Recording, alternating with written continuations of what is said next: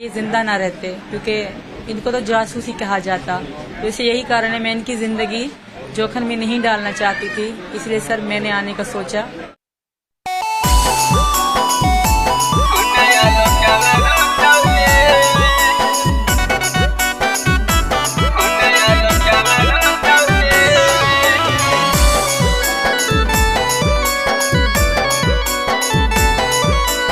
माँ आरती recording studio Rajgir.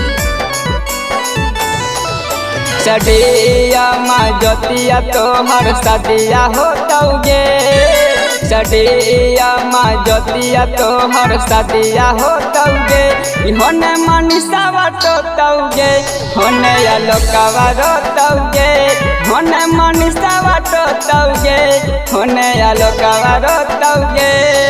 उठातौ दरदिया तब पकड़ के सोतौगे, उठातौ दरदिया तब पकड़ के सोतौगे। होने मनीषावा टोतौगे, होने आलोकवा रोतौगे, होने मनीषावा टोतौगे, होने आलोकवा रोतौगे। म्यूजिक बाय नीनी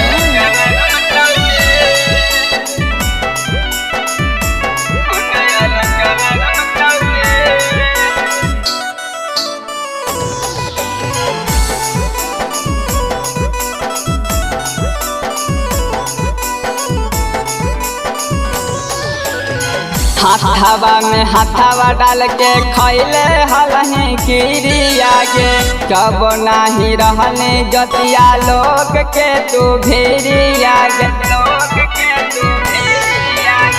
हाथावा में हाथावा डाल के खैले हलही किरिया के, कब नाही रहने जतिया लोग के तू भेरिया गे। या बनाही हमारा से बर्दाश्त होतौगे, या बनाही हमारा से बर्दाश्त होतौगे।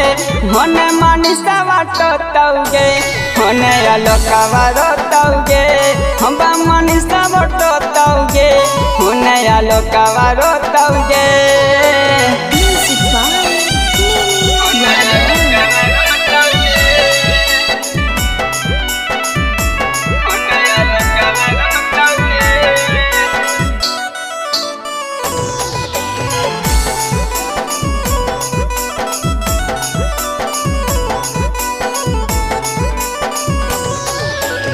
शादी करके ले मही छौरी दोनों अब माँ जागे, रूपे सब भविष्य के दे दिलही साजागे।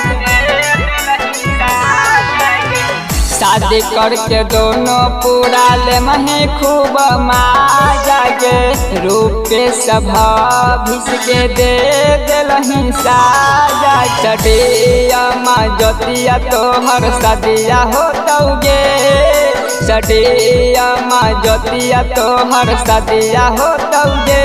होने मनीषावा टोतौगे, होने आलोकवा रोतौगे, होने मनीषावा टोतौगे, होने आलोकवा रोतौगे।